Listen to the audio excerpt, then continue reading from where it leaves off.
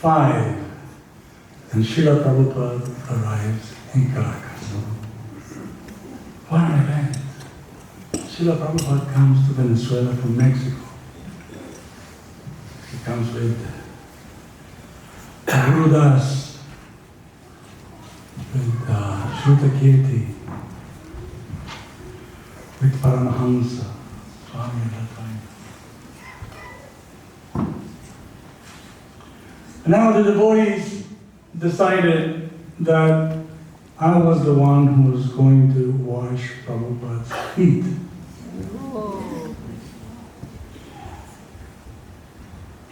Wow, really this, well, the first devotee, and they said, okay, distributing books and so on. All right, Prabhupada arrives. You can imagine, flowers, jumping everybody like kangaroos. And then Srila Prabhupada sits, as kirtan goes on and on. Beautiful. So the devotees are saying, okay, Havi, you go. They told me that I'm going to wash, but they didn't tell me how to do it. That was quite a challenge because, okay, wash, what am I supposed to do? Just go.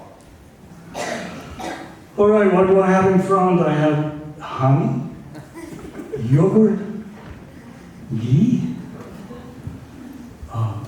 milk, water. What am I supposed to do here? So, well, I don't know, some intuition. Well, go from thick to thin. All right. So I took the honey and I started to pour it on Prabhupada's feet. Of course, let me tell you, he spread his legs and I took the socks off. And I still carry the socks with me. So the touch of his feet, it was like a baby's feet, warm and tender and sweet.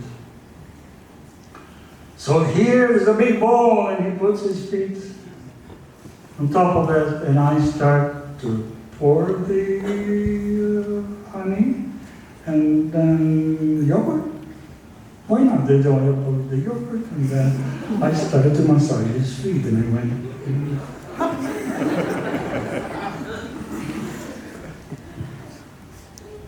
Meanwhile, you know how it was done. And I went under and on top. And then, because I understood that behind this is the fact that the sadhu, the guru, spiritual master is coming from far away, he walked along a lot. He must have his feet tired. So I decided to alleviate that, right? Instead of what we know today, right? Which is more or less what it's a ceremony almost.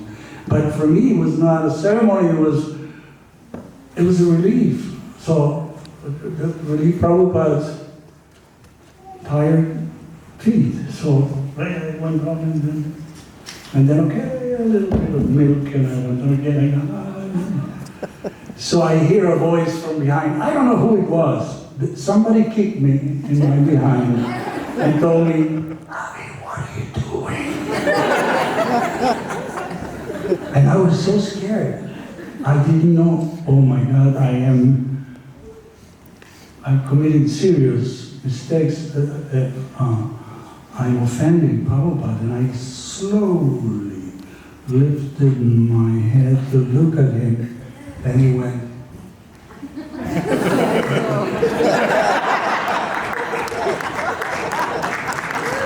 It was like, don't listen to them, you know. All right, so here I dry his feet and fold his legs, and then, okay, so now I have this. So everybody was chatting, and I was like,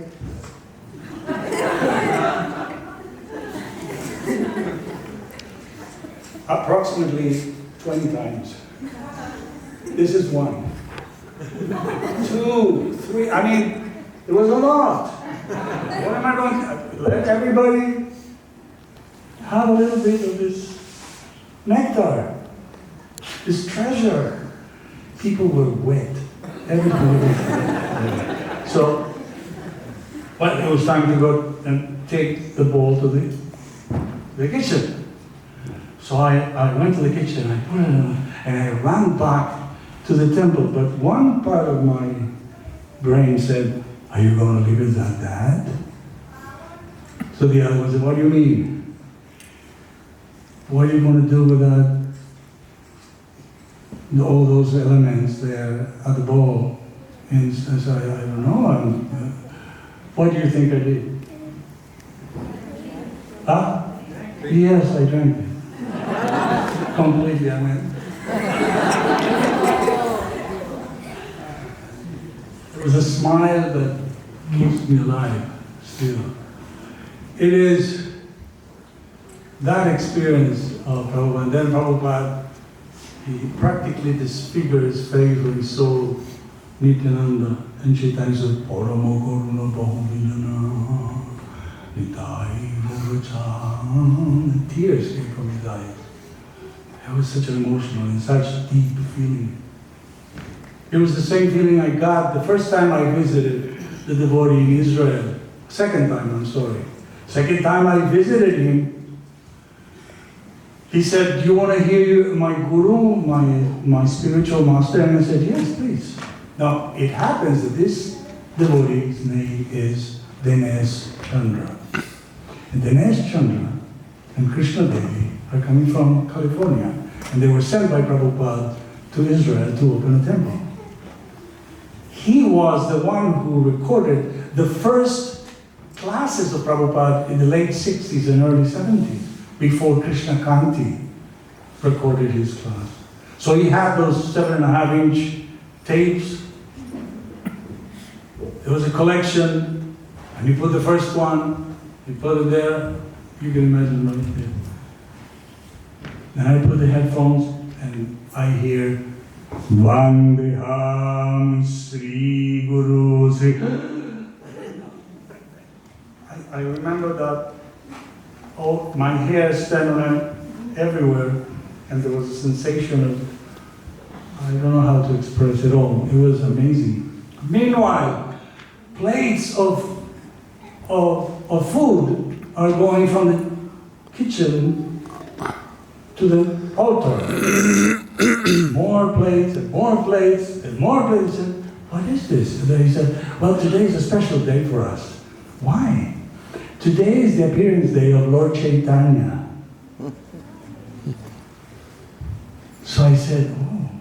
And of course, I started to learn who Lord Chaitanya was. Now, at that party, how many people do you think there were? How many guests we were? Like, just give me a number. 50. No, 100. No. What? 6. 1. Correct. Me. I am the only one. I am the only guest. They have 35 preparations. Yes. This is my first encounter with halava. What do you want? So, it happens that Krishna Devi, she was the first one to to produce a cookbook. The first cookbook was done by her. It was a black and white, rectangular unit. Do you remember that? So she cooked 2 days in a row. And I was the recipient of practically every single preparation. So I can say with all honesty that halava made me a devotee, or a potential devotee, because there was nothing like that in the universe.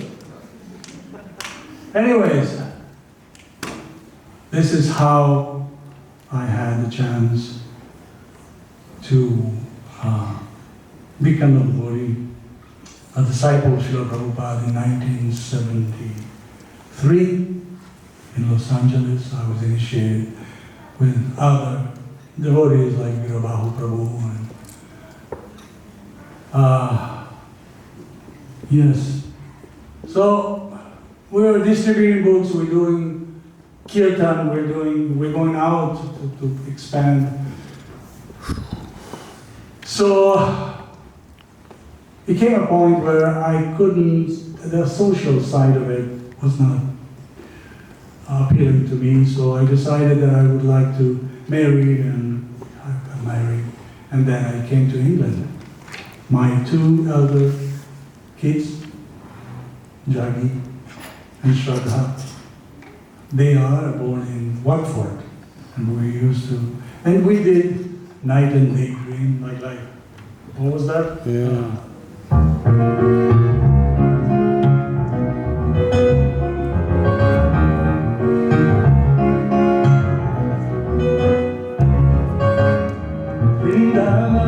You remember that?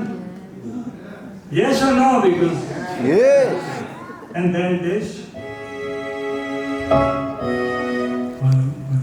What is that? Beyond the realm of illusion, there is another dimension which is Devoid of confusion. void of confusion or any type of tension. That is the realm of the absolute, which is our eternal embrace. Incomplete awareness of the truth.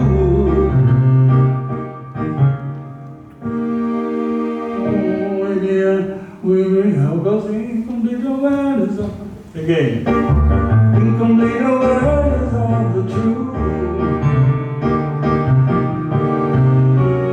We enjoy beyond time and space.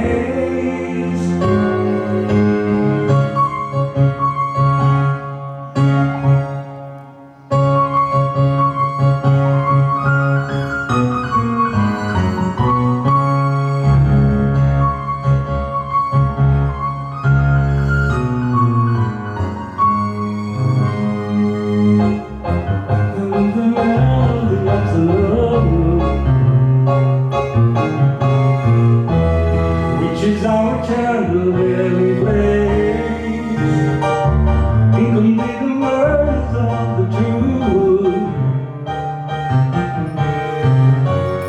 We enjoy beyond time and space, beyond the realm of illusion. Remember that? All right.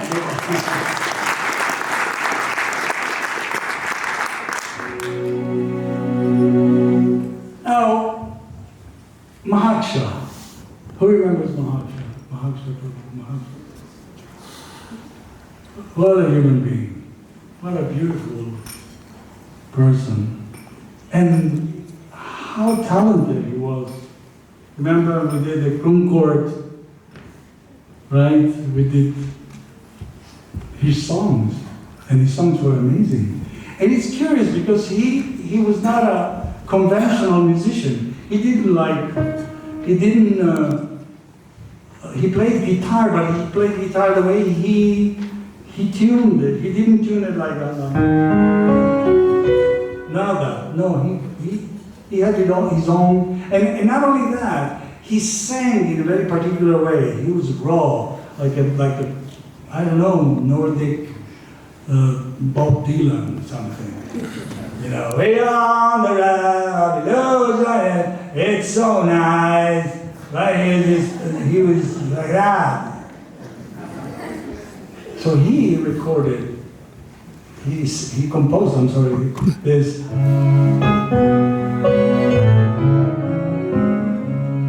I did a version of his song, It's So Nice, right?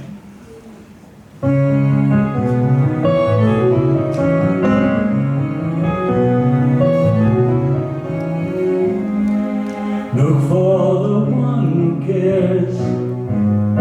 He's everywhere inside you, even in the heart of every single man who will hear from you and every word that you say. Look for the one inside. Yes, he's everywhere inside you. All you have to do is give your heart stream.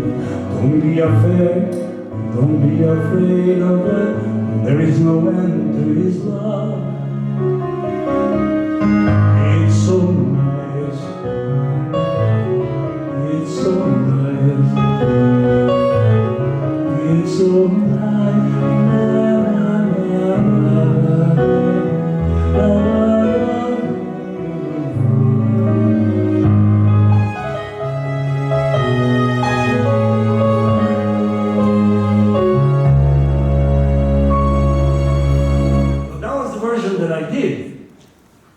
Now he befriended Paul McCartney and Linda McCartney because the vegetarian wave was coming up in England, and they became friends because he was a very good cook.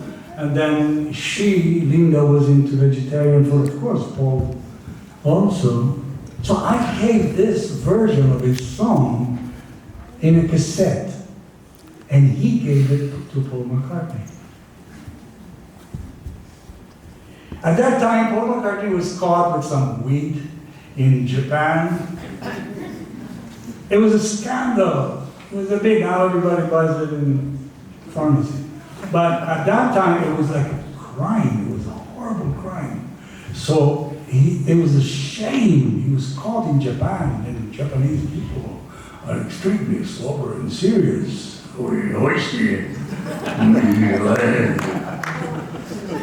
Do you remember that? Do you remember this movie Shogun? Was it Shogun? Shogun. That the emperor was talking to Chamberlain. What was his actor? Richard Chamberlain. Richard Chamberlain. So he had a translator. So the emperor was talking to Chamberlain. This has nothing to do, but it's just. He's talking to his assistant, and he says,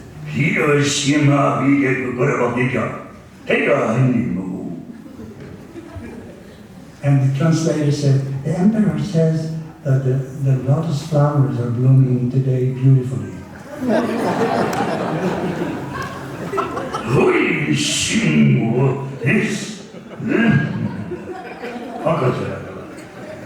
The rainbow, the eyes, it was like, it didn't make sense, the sound and the translation.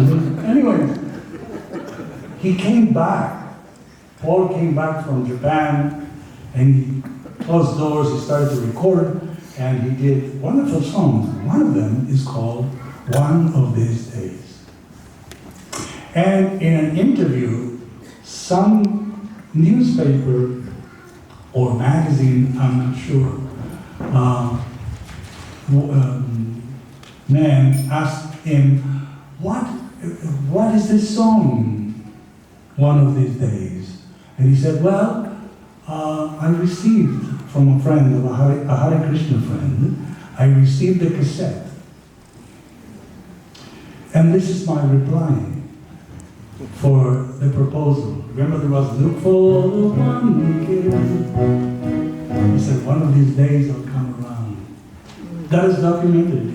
It's online. It's not exactly the way it was, but it's something that it's an evidence. He mentions at least Hare Krishna. So Mahaksha, it's so nice. So, do you have any questions, something that you want to ask or to? Prabhuji, Yes. the other song of Mahaksha, we were talking about the other song. Remind me.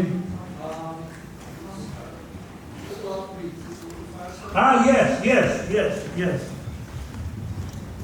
That's part of the story.